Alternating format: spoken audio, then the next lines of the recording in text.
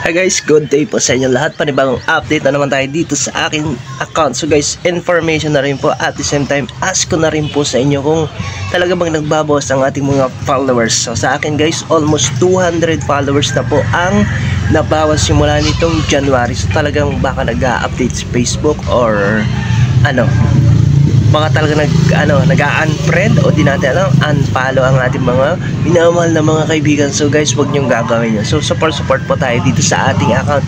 So siguro nang update lang to sa Facebook kasi marami pong mga big content creator at mga vlogger na nag-post kasi nagbabawas ang kanilang mga followers.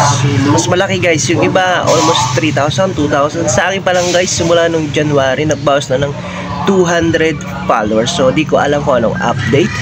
Di ko alam kung nag-check lang si Facebook or sa system niya ni Facebook. So guys, wag tayong mabahala. Magbawas man ang ating followers, okay lang yan, mag-post pa rin tayo.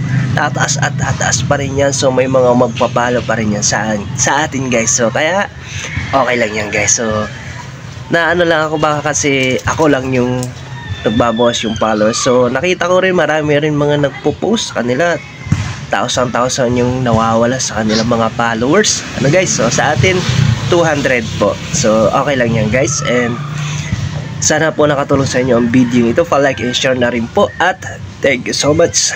God bless us.